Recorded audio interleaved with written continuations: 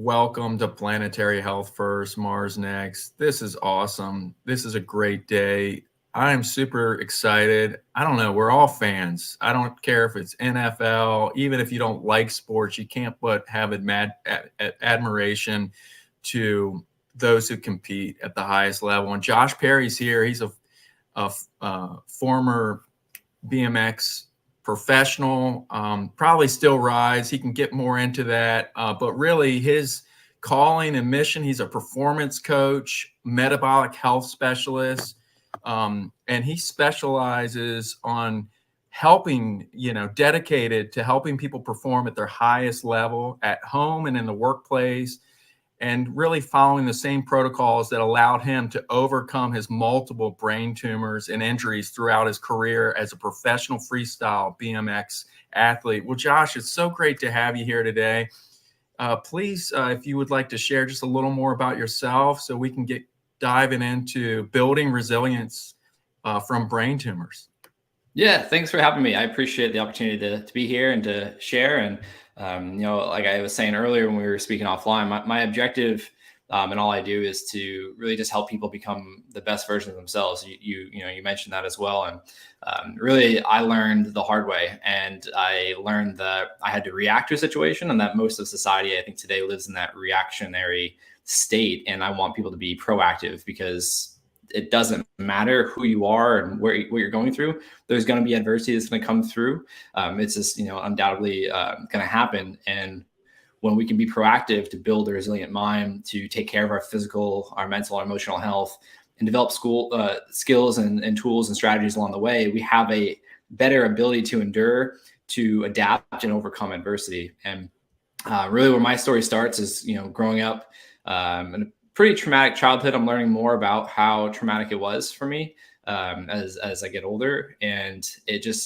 there was something about BMX and action sports in general that just really took hold of my interest. And it started as something as just like an escape to get out of the house, and became an outlet to take out my negative emotions and frustrations with my life. And the work ethic I was building as well, and the drive, the determination, and the love of what I was doing on my bike, it all just kind of took place to where I was a junior in high school when I turned pro.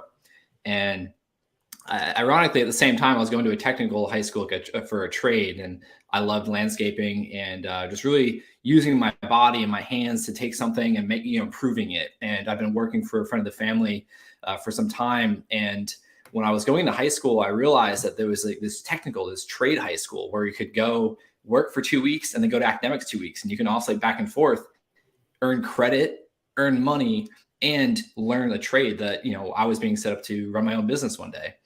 And the irony of this is I turned pro my junior year, but the peak BMX season is the same as the peak landscaping season. It's in the spring, summer, and fall. And I was taking a lot of days off from work to go compete, and I was excelling. And it came down to an ultimatum one day with my boss. He was like, I'm proud of you, but you're one of my main guys and I need you here. So you got to pick which one's it going to be. And at 17 years old, I didn't have much life experience to kind of distort my ability to see the opportunity. And I just knew deep down that if I wanted a shot at pursuing this, my opportunity was now. I wouldn't be able to pursue this at the level I was able to in my 30s, 40s, and 50s, but I always go out to school later on. I could always, work a job or learn a trade or just go down that route later on. But I had an opportunity to, take a leap of faith and go for my dream. And with the support of my parents, I dropped out of high school, moved from Massachusetts down to Greenville, North Carolina to train with Dave Muir and the other professionals that were living there in what was dubbed as Pro Town USA. And I realized my dreams. A couple of years later, I was in the X Games and do action sports tour, sponsors, traveling the world, all the stuff that I saw the people I drew inspiration from and wanted to be like, I was now doing it. And I'm sure we'll get into it, but then, crash in the early training season of 2010 was the first real bit of adversity that I had to face. And that's what changed my life forever, changed who I was at my core, how I thought, how I approached life, and what led me to this moment right here, right now. So how did it happen? Tell us what went, like when you started the symptoms. So it was about over the course of 2009, that whole year, I've been dealing with these headaches, migraines, and they progressed throughout the year to where they started causing vision problems, started getting nauseous from the pain. Would get to the point where I'd be vomiting. My friends would have to take me into the urgent care, the ER, whatever it was at the time. And every time I go in, they would just, they would say, you're young, you're healthy, you're in shape, you're a professional athlete. I was 20 to 21, depending on the time of the year at this point. And I would ask, like, should I get a scan of my head? Like, I feel like there's just something wrong. And I didn't know the difference between a CAT scan, MRI, X-ray, anything like that. I just, was like, I feel like there's, we need to look at something. And they kept telling me, well, no, the blood work doesn't show anything abnormal. You don't have any other, signs of anything. You haven't hit your head anytime recently. I did have some head injuries throughout my career, but those times there was none. And they just said, you have headaches. It's pretty common these days. It's actually pretty normal. And they would prescribe me pain medication and send me on my way and tell me to come back if I need more. And so, sorry. Oh, go ahead. Keep on going. Sorry. Say fast forwarding to March of 2010, I was training in the off season. I was getting ready for the first contest of the year, which was in April. And it was the same. It was my first pro win the year before, April 2009. So I was getting ready for that contest. I was training. I was trying to, progress and, increase my abilities and my trick list. And I was trying a new trick for the first time where I had fallen. I had over rotated the flip and the spin of the trick, and I got ejected off my bike when I hit the ground because I didn't land straight. I landed sideways, and I landed to my side and whiplash hit my head off the ground and got knocked out for a little bit. And now after a year and a half of requesting MRIs or a scan and being denied one, now it was deemed necessary to get one to look at my brain to make sure there wasn't any swelling, bleeding, traumatic brain injury symptoms. And that's when they accidentally discovered the massive brain tumor that took over pretty much the good portion of the left side of my brain. And now I look at it, I'm like, man, like they were just like prescribing me pain meds like that was deficient in something like that. But it wasn't that I had a pain pill deficiency. I had a brain tumor. And that was the moment that really clicked for a big principle that I live by, that health is internal. And I don't know if my situation would have been different had a year and a half prior I got the scan at that time because of the classic symptoms that I was experiencing, or if I wouldn't have had to have had such a severe or invasive surgery. Maybe there would have been another treatment option. But I do know that I was judged by the cover of my book, figuratively speaking, and it almost cost me my life. And it took hitting my head to reveal that and to actually look within to see what was going on rather than just the outside. Josh, I think this is so important, and it's such a frustration that you share within healthcare to think that you were like 18 months in and it required, a concern with hemorrhaging because of actually, acute event where you had a trauma event for them to do what they needed to do because of the rationing of healthcare. They say they don't rationing healthcare. But then you have 65-year-olds and plus, like my mom's 85, my dad's 91. They have double coverage, dual Medicare and the supplement, and they'll give them MRIs like it's like medicine. It's really sad. But when you're at your point, whether you're 17 to 45, they don't want to do any of those things. And so it's it seems that we need to be better at healthcare with precision medicine on this and diagnosing and treating. And they just don't have the right. That's just I'm just doing my little plug, my little soapbox. It's really frustrating. So tell me, with your story,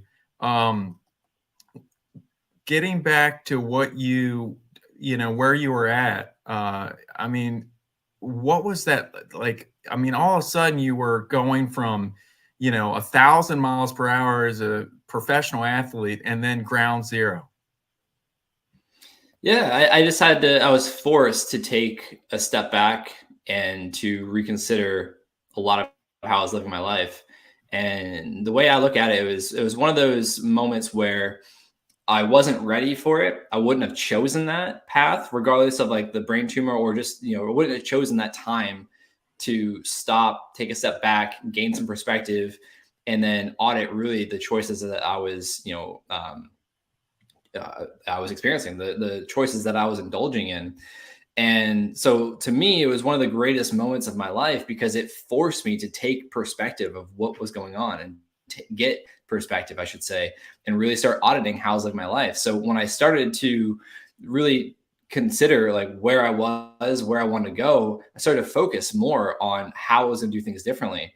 And between diagnosis and surgery, it was about a week and a half in between.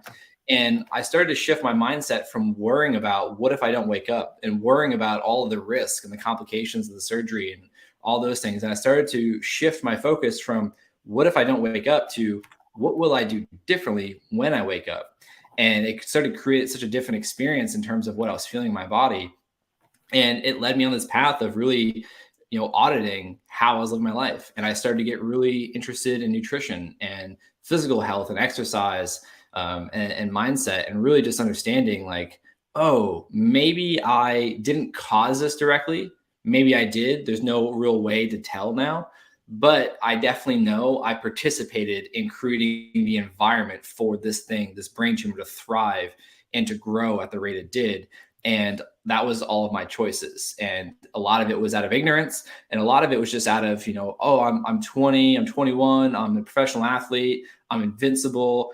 Food is just fuel. It doesn't really do anything else. And I ride my bike so much a day. I don't need to go exercise beyond that. I didn't really understand the importance of resistance exercise and specific targeted cardiovascular exercise and things like that. So really that moment, from going, as you mentioned, like 1,000 miles an hour to just being halted to a stop, I had to gain perspective. I had to, broaden my field of vision and really take in all this information to then empower myself with the decision of what I wanted to do moving forward. And I find a lot of us go through bits of adversity where that decision is there. How do you want to move forward? Do you want to stay where you are and continue doing the things that you're doing and play that victim and look at things as life happening to me? Or what I realized was we can look at the adversity and the challenges we're going through as an opportunity to learn and life happening for us and giving us the ability to learn what's going on and learn what we need to do to improve moving forward. And then ask ourselves, what would it take to move forward in the direction that you want to go? And for me, I had a clear roadmap. I saw all the things that I was doing that I needed to stop doing and do the opposite of. I also saw people like Lance Armstrong, who was another cyclist who had gone through brain, lung, and testicular cancer. Now, it wasn't known until 3 years later that he had cheated and all that controversial stuff. What was important to me at that moment was seeing someone similar to me that had gone through something that I deemed worse than what I was going through, that gave me belief and hope that I could do it too. So that was another mindset shift, was, hey, here's someone else that I can learn from. I can look at their path. And I think it's Jim Rohn shared the quote that success leaves clues. So I looked at this person and I didn't know I was doing this, but I was studying their mindset and their physiology of how they're living their lives or their life. And I applied it to myself. And that's where the shifts in perspective came from. And then moving forward after the surgery, I had a clear roadmap of how I wanted to show up. That's just inspiring. Is there research that you've been studying? I know, like with tumor, like some of the science behind that. I mean, a lot of times as just normal population, we don't have that knowledge. I mean, we know that you don't want to eat certain things for cholesterol or, whatever, diabetes, but it seems like the science is really not, the messaging is very confusing to what is really based. And I imagine you were digging deep because there's a lot of contradiction. We've changed the food groups and all the different things. It sounds like there's a conspiracy out there that no major food group wants you to be vegan. Well, and then I look at it, well, geez, if you really wanted to be healthy, you should be vegan. So what did you come to your conclusion, how you could change your diet, if there is, and with reducing your chance for brain tumor? Yeah, so it's not as black and white as we'd like it to be in terms of brain tumor or cancer or anything like that. The one thing I've been learning more about over the years and studying more is the topic of metabolic health and how that plays a role in fueling obviously metabolic diseases, hypertension, diabetes, so on and so forth, but then also cardiovascular disease, neurodegenerative diseases, and cancer. And although metabolic health isn't on the death certificate of deaths, it's not, it doesn't quantify as directly relating to some of the deaths. It's directly correlated to increasing the risk of all the major three killers in the American and I guess the Western society today. So what I have been learning is how we live our lives, the food that we consume, how we move our bodies, sleep, emotional health, mental health, all those things are impacted directly by metabolic health. Now, someone can, improve their metabolic health from a vegan perspective, a vegetarian perspective, a keto perspective, paleo. The types of foods don't really matter to the degree of, I guess, like what you do or don't do. It really comes down to how it's impacting your body on the internal. And that's what the beauty of metabolic health is. It has biomarkers that we can actually track and measure and quantify where we are and where we're not. So things like skeletal muscle mass, our muscle mass to our fat mass ratio, where those are, not BMI. BMI is great for like a population perspective, but looking at an individual, someone like myself could be high on the BMI chart because I have a lot more muscle mass in my body. But we're seeing a lot more research coming out showing that having more muscle mass in your body and less fat mass is actually better for your immune system. It's better for your brain health because it's targeting, or it's focused on improving metabolic health, which metabolic health simply refers to the ability for our body to take food calories and create cellular energy rather than storing it as fat. So there's different ways to do that. That's the beauty of it. And we're all biopsychosocial individuals. We all have different realities and different makeups of who we are. So we can go about these things. The fundamentals that are, I think, universal for every human being is sleep. We're in this society where it's like we got to work harder, and like there's not enough time to sleep, or the excuse, I don't have enough time to sleep. That's all kind of BS, to be blunt, because if an adult is not getting at least 7 hours of sleep, it's just a matter of time before they start to see their cognitive, emotional, and physical health decline.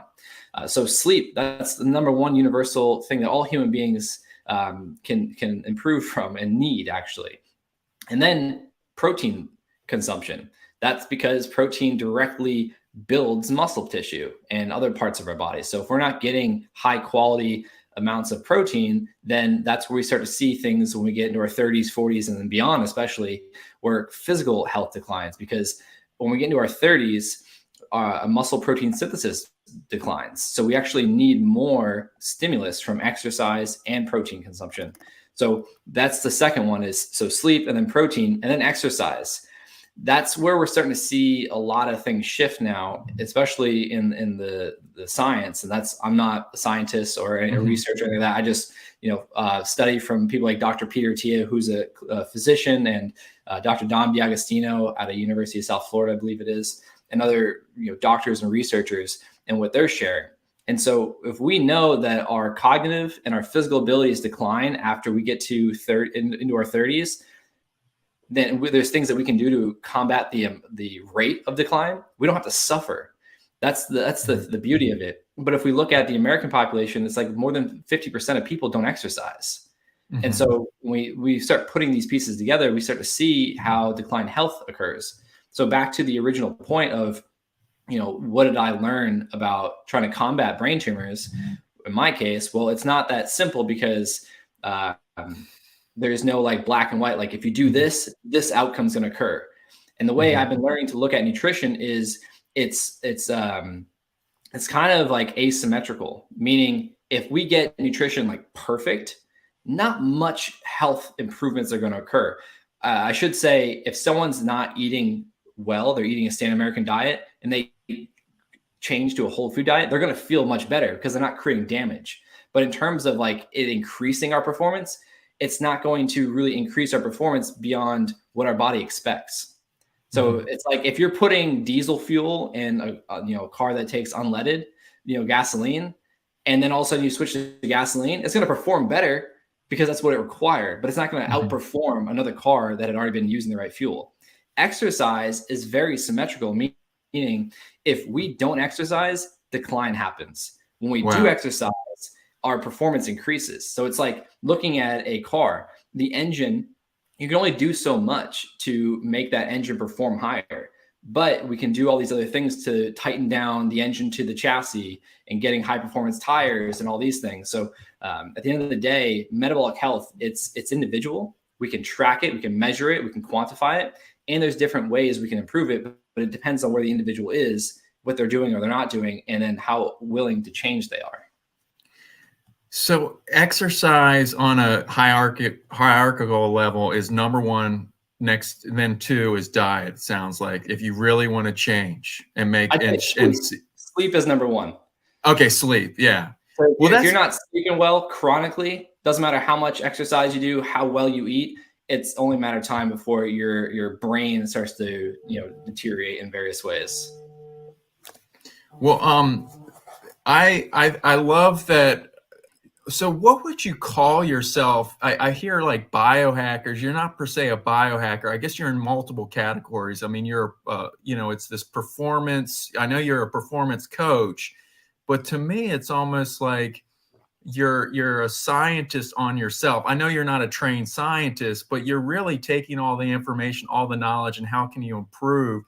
And then, I mean, I guess there's categories like this is not a category that was around before 15 years ago. I mean, maybe there was just a smaller community, but in a general category, what would that be that you are? I have no idea because I don't like the word biohacking because I think that at the root of it, it's looking at hacking, it's looking at shortcuts, and Mm-hmm. we don't need to biohack our way into feeling better, into performing better, into looking better, into thinking better. We just need to master the fundamentals, and I think that's what Okay. today's society does a poor job at. We live in what I look at as an Amazon Prime society, where it's all Yeah. these things at our fingertips that we want. We don't have to do much for it, and we look Yeah. at animals, or we look at our past. We had to do a lot of work to eat and to survive. Now, depending on how much money you have, you can have everything done for you. So yeah, I don't like the phrase biohacking because I just think it looks at, a lot of people look at it just like the same way they ask me, how do I do this or that? And then like, okay, what's the best way to do this? And it's like, all right, cool. And it's like, well, what's a shortcut? Like, do you have a Mm-hmm. hack for this? And there is things that we could consider like hacks, but in the traditional sense of what most people look for, they're just looking for, a simple pill. That's why Yeah. supplements are so big. And I there's only a handful of supplements that I actually use and encourage, because all the other ones, it doesn't really matter what you're doing. Like these sleep supplements, it's like if you're not doing the things to improve your sleep hygiene, if you're not exercising or eating well, or if you're drinking caffeine late in the day, or if you're drinking alcohol late in the day, or every day, or multiple times, like you got to get that stuff right Yeah. first before you can expect a biohack to actually help Yeah. you get to the next level. Or looking at your screen too often. I mean, that light from that iPhone will totally screw up your circadian cycle, your sleep cycle. So, Yeah. That's a part of the sleep um, hygiene. People are like, oh, like, how do I sleep better? Like, I need these supplements. I'm like, well, if you're looking at your phone in bed at night, maybe yeah. don't do that for a couple of weeks and just see how you start to sleep. Maybe you'll improve. Yeah, I'm just blown away how easy it is. And forgive me, I'm only no more than 2 weeks in, but when you make the mindset choice, I'm vegan because I have a real, and I don't want to use that to misinterpret, but I'm really trying to be very intentional about a diet for my own health issues or concerns because I don't want to see the doctor in June and have to go on those pills. And I don't need to get all into the details, but to me, it seems like once you have a motivation, it seems like 101. Like if you're having difficulty and you want to walk your daughter down the aisle or whatever it is, that's going to motivate you. And I imagine, can you tell us a little bit about that? Because you're working with clients. I'd love to know about that. And then I also would love for you to walk us through a day in the life of Josh, kind of like what, if we could, my cribs, no, like my Josh's day of a personal performance trainer, like what that is. So we're inspired, but also just kind of get an idea of like when you get up to, obviously that's a long question, but I'll stop. Yeah. So, I mean, going back to the first point about how I interpret it is like what we value in our lives, like why we want to do something and for what purpose are we trying to make a change. You shared yours because you want to avoid having to take pills and see the doctor and ultimately deeper down, you shared some other things about like just you wanted to improve your health for X, Y, or Z. And so that's where I start with myself. I started there, and that was, I wanted to survive the brain tumor surgery so I can continue riding my bike and live. It was more focused on riding because that was my dream. So with my clients, that's what we start with. It's like, all right, so like, where are we? Like, here's all the problems, the issues that we have. Here's the different pain points. Here's where we want to go. Awesome. Why? For what purpose do you want to experience this, to accomplish this, to create this, to do this? What is that desired outcome? And most importantly, why is it important to you? Like, what things do you value in your life will be affected by it? And so something that's so simple is when we have family, whether that's, we have children or a spouse or our parents or cousins, like whoever that family is to us, we can ask ourselves, how is where I am right now, how are the people I love and that care about me living at effect to my choices? And if things get worse, how are they going to be impacted? But then we flip it and we look at, what do we want? What do we want to accomplish? And in a positive sense, how are those same people going to be positively impacted by this? What are the things I'm going to be able to do? What are the things I'm not going to have to deal with anymore? What things are they not going to hear me complain about anymore? And then, like you mentioned, like future things, like maybe someone wants to walk their daughter down the aisle. Maybe someone wants to be in their 70s and still be able to go out on bike rides, and in their 80s and things like that, and just not suffer. They want to be able to bend over and pick up their grandkids and play with them on the ground and not have to get assisted to get off the ground, things like that. So it's really just focusing on why we need to make these changes, because of on the darker side, like what happens if we don't? We know we're going to decline. It's just like really getting in touch with how are other people impacted by that, and how is our life going to be impacted by that, rather than just us just feeling like garbage. But then on the flip side, if we make these changes, we stick to doing this work, what's going to improve about ourselves? And that's where a lot of people are faced with that change, that discomfort, because change isn't easy, but it's that very discomfort that we need to go through to break through, to grow and to build a resilient mind, to build robust health inside and out, and really live the lives that we want. Because otherwise, we're looking at where we are now, we're living in comfort, we're doing things that are easy. And that's a good indicator of, or I guess like our physical health decline and the things that we have problems with are all a mirror of our ability to do the work and to push through discomfort. Because on the other side of discomfort is all the things that we want. And that's the saying, like, if it was easy, everyone would do it. Well, that's really why I see such a problem with our Amazon Prime society today, and people not being into delayed gratification. There's a risk and a reward associated with everything we do. So the immediate reward for avoiding something is we feel good doing it. We don't have to do the work, but the cost of that down the line is greater. Now, if we look at something like exercise, yeah, immediately there's a cost. We have to go through some discomfort, some pain, some energy we have to expend to go do that. Maybe we feel sore for a couple of days and so on.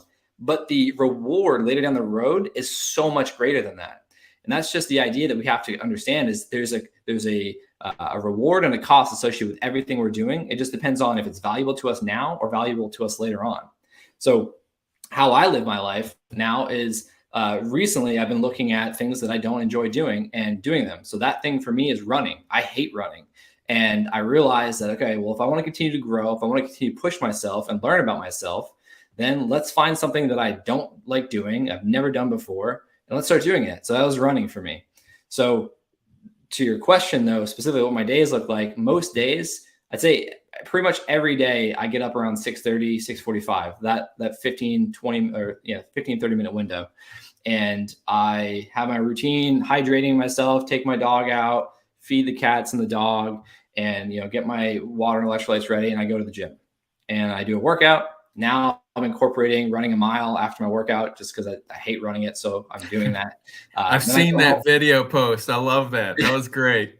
So today will be day 6 of running at least a mile, and it hasn't gotten any better. It still sucks, but I'm doing it because I know what's gonna come from that. And that's how we build resiliency, is we do things we don't want to do. We move our body, we don't want to move it. We overcome things. So yeah, and then after I get home, I have my breakfast, I have my coffee. Been on a decaf kick lately, the last 6 months or so, and I'll do like a half calf every now and then. But then I just go on the rest of my day, whatever that is, calls, writing blocks, whatever it is that day has in store for me. But my morning is where I do a big bulk of the physical work. And that's, getting up, going to the gym, and then come back and take care of my food and all that stuff. Where's home for you? So I live in Florida now. I moved here. June will be 3 years now, but my wife is from here. It's a town called Port Orange. It's an hour and a half east of Orlando, hour and a half south of Jacksonville. Seems like Texas and Florida and California could be three different states. California could be a country. So I always know when I look at Florida, you got to know whether it's south or north, and then you get down to the Keys and you could be in another country. It's just so anyway. Yeah, we're actually looking to move back to North Carolina, where we moved from, the Raleigh-Durham area. I miss seasons and got some business opportunity up there and some friends, and trying to bribe our parents to move there with us for the baby. So you have a little one? No, not yet. No, that's okay. What we're talking about. Okay. Yeah, so we're like, what if we have a baby? Will you guys move here with us? Yeah, that will be real. I think of all the things you've been through, that would be the easiest thing to happen. I mean, if you have a baby, your grandparents, your parents will, you don't have any problems having them want you to move around where they are. So yeah. I can say that for sure. I have one little girl, or she's 14. Anyway. I live in Virginia Beach area. Nothing exciting, but I'm very familiar with Raleigh, very familiar with North Carolina. My dad he's from North Carolina, but a really small town in Enfield, North Carolina. It doesn't even exist now. It's like population 1,000.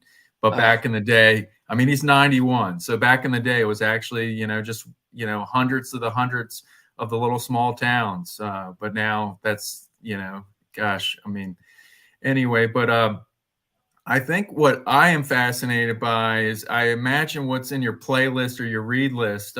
You probably have some. I know you mentioned Lance Armstrong, is one of those. I know he had, unfortunately, his claim to fame a little bit was, shot down with some of the stuff he was doing with the doping. But I'm sure it's Goggins, David Goggins. I'm sure you're a fan of him and some others. What kind of gets you inspired? Because I know, being a performance coach, what keeps you on your edge and kind of keeps you motivated and inspired? Yeah, so more directly, what inspires me is just working towards the vision that I have in my mind and the life I want to create and the change I want to have in the world. And that's how it's always been for me, is starting at a young age. I dreamed of becoming a BMX athlete and wanted to become a professional athlete. And so I just asked myself, what do I need to do to make that happen? And that's what fueled my my drive forward, as well as now it's kind of evolved into the not wanting to go back to declined health or being disempowered in any ways. So there's two different fuel sources. One's, the negative fuel source. That's, the fear or, the pain of what could be that has been in my life, not wanting to go back to those places of suffering. And then on the flip side, it's, what I'm working towards creating. And that's the vision I hold in my mind of the reality I may or may not experience one day, but I'm working towards it, and I'm starting to experience it little by little, and that's evolving. And then in terms of like outside inspiration, so that's all intrinsic. That's all the fuel that I create inside, which people call motivation. But I look at it, motivation is just like elevated energy in a moment, and motivation is not always going to feel, we're always going to feel motivated. Energy is not always going to be there. So we have to figure out how to drive ourselves. And that's where the intrinsic work comes from. And for me, it often looks at, like I said, the negative side of like, what happens if I don't do this work, or what happens if I, don't accomplish my goals, and then pairing that with, how great is it going to be when I get done with this 1 mile run that I hate and that sucks, or the things I'm working towards, my business goals with speaking or writing or coaching. But in terms of like outside inspiration, I draw inspiration from anywhere from comedians to other speakers to athletes. You mentioned people like David Goggins. I draw a lot of inspiration from learning. So people like Dr. Huberman and his podcast, I'm a big fan of. Dr. Peter Attia. So you also mentioned books. I mean, right now I just finished Dr. Peter Attia's book, Outlive. It's all about metabolic health. And it came out early last year. So I just finished reading that. I'm like 3/4 away through Dr. Gabor Mate's book, The Myth of Normal, about trauma, addiction, and psychology focused book. So I get a lot of inspiration from learning more about the mechanisms of our mind and our body. And for me, when I can figure out and learn about mechanisms and how and why we are the way we are and how we work the way we work, to me, that inspires me to focus more on how to improve those mechanisms, those different systems, because then it's bringing, real life application to the mystical, if you will. And so like people talk a lot about like the law of attraction and things like that. Well, when we learn about the unconscious mind and how we can create opportunity for us and how that works in the brain, then for me, that's like, oh, like that's inspiring to me, because there is something I can do to really improve this mechanism, this target, because that's what it becomes as a target for me. So yeah, there's all different forms of inspiration I work off of. It just depends on what I need in that moment. And that's what I think I'm getting better and better at doing, is not relying on outsourcing motivation or inspiration at the time. It's really a combination of maybe right now I just intrinsically I just feel down, I just feel like low energy, and I just feel stuck, and it's like, all right, maybe I need to pull from outside to get me going in that moment. So it's just really, that's the skill that I've been building, I continue to work on, is how can I motivate myself in the moment. I don't like using that word because I think people have misunderstandings of it, but really, how can I drive myself forward? What type of energy source do I need to pull from at the time? Are you part of a group of other coaches? No. Okay. So I guess my interest is just the evidence of how powerful peer-to-peer support. Do you utilize any of that with your clients to help them on their, I mean, I guess there's different theories, but I know like with AA and different groups for sustained behavioral change, it's been very effective. So I don't know, do you utilize any of that or tap into any resources to help those who you work with on that? Yeah, so I should be clear. I do have friends that are coaches that I keep in touch with regularly, even on a weekly basis. I'm not a part of like any groups or anything like that, Yeah. but I do form my own group, if you will. Yeah. And I have other friends that we're actually working right now on a men's health group. They're not all, I don't think any of it, well, some of them are coaches, and most of them are just, work a different job or retired or founders of a company, whatever. But we're putting together, we actually have a call tonight, putting the pieces together, but just to support each other and to feel like you can share things, work through things, and have that support. I'm just not a part of any formal like groups for coaches. Gotcha. So I do surround myself by people that I can be accountable, I can learn from, and be supportive and get support from as well. Well, Josh, this has been awesome to have you on. I really appreciate it. And I just selfishly wanted you on because I want more people to hear all the great work you're doing.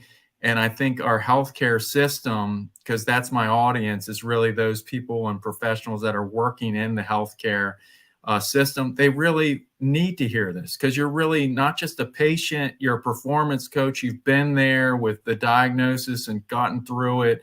And we need to hear more voices like you, and people need to be inspired, and there needs to be better dialogue. So I hope that this might be productive, that maybe someone is able to reach out to you and want to know how that they can use your expertise. There's no reason why we are not utilizing health coaches or systems of the health of coaches to better help people move the needle. I'm so tired of this GP1, whatever, we're going to give $1,000 a month for a pill when they could have, really, let's get real, but there's so much money in healthcare. It just cannot believe that's you wouldn't even believe that would be possible. In other countries, it's way cheaper for those medications, but why wouldn't we give people sustained, access to coaches to really make real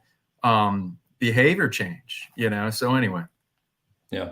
Yeah. Well, I appreciate you having me. And I mean, I'm learning more about the incentives that medical facilities have or don't have for that very thing you just spoke to. And why pharmaceuticals and things like that really rule in that sector of health, and whether it be physical health or mental health.